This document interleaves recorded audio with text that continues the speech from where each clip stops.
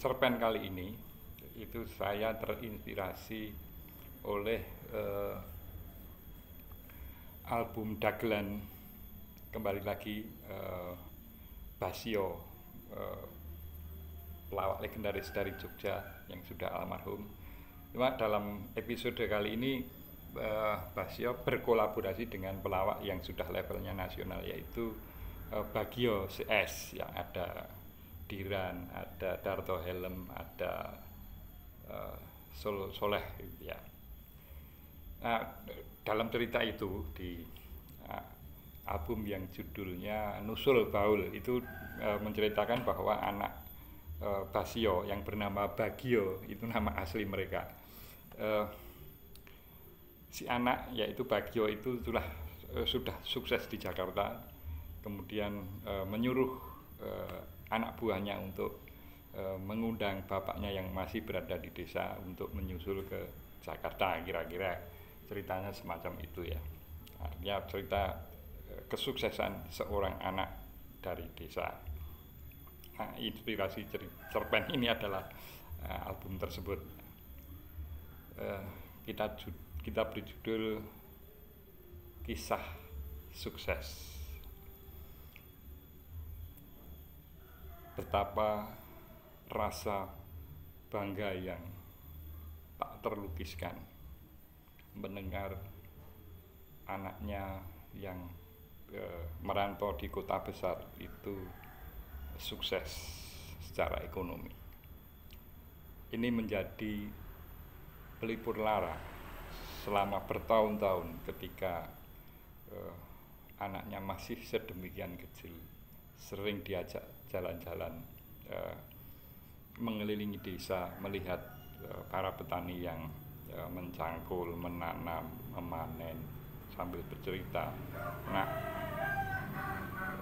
mereka ini bekerja keras seharian, tetapi hasilnya tidak seberapa untuk membiayai sekolah, membiayai kesehatan.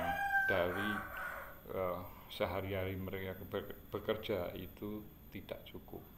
Itulah contoh rakyat yang hidupnya pas-pasan. Coba kalau engkau tengok ke sebelah sana, di mana berseliweran mobil-mobil yang mewah, itu tentu hidup mereka berbeda jauh. Mereka yang berseliweran dengan mobil itu tidak pernah berpikir tentang hari ini makan apa, besok makan apa, bagaimana membayar uang bulanan sekolah.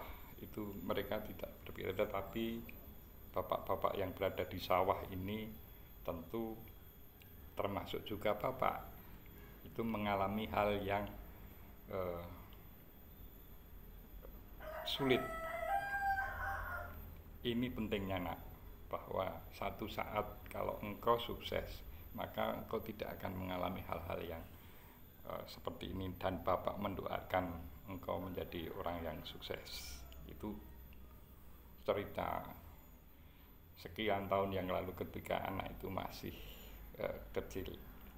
Nah, ketika mendengar anaknya sukses di kota besar, maka sang bapak tentu berbunga-bunga.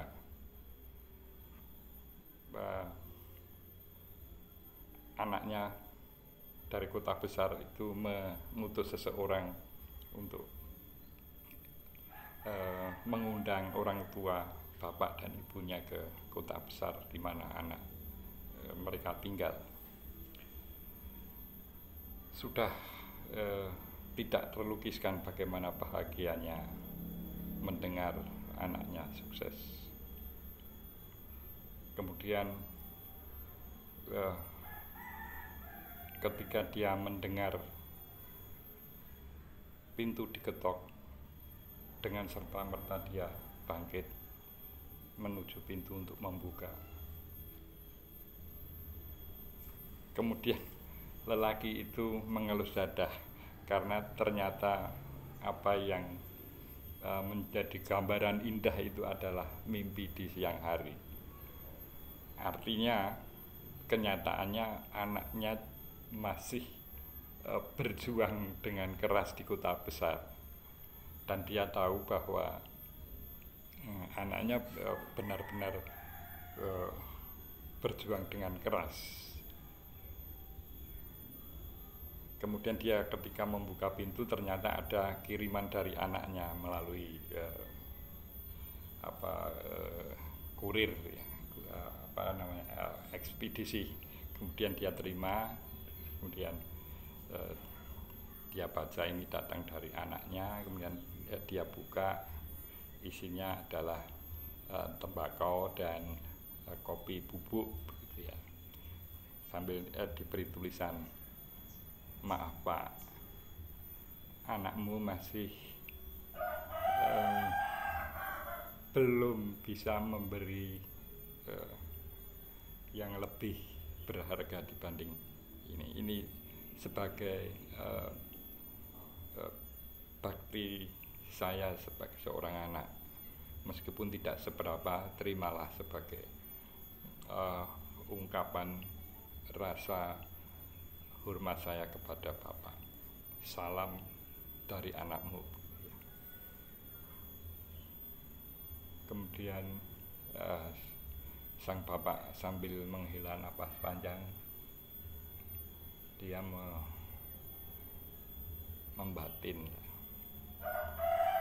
Sebetulnya ketika dia menerima apapun itu dari anaknya, itu adalah sebuah kebahagiaan yang